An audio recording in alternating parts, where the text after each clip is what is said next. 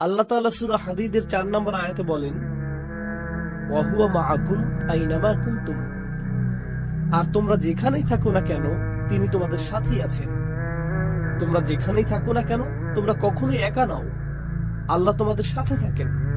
তিনি তোমাদের দেখছেন, তিনি তোমাদের রক্ষা করছেন, তিনি তোমাদের কার্যক্রম প্রত্যক্ষ করছেন, তিনি তোমাদের পরীক্ষা করছেন প্রতিনিয়ত। আমি কখনোই একা নই। আমি আমার রুমের ভিতরে একা নই, আমি আমার ক্যাম্পাসে একা নই, আমি আমার গাড়ির ভিতরেও একা নই।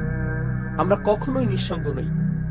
আল্লাহ শপথ করে বলছি, যদি আমরা শুধু একটি আয়াত অন্তর দিয়ে উপলব্ধি করতে পারতাম, ওয়া হুয়া মাআকুম আইনামা কুনতুম, তোমরা যেখানেই থাকো না কেন তিনি তোমাদের সাথেই আছেন।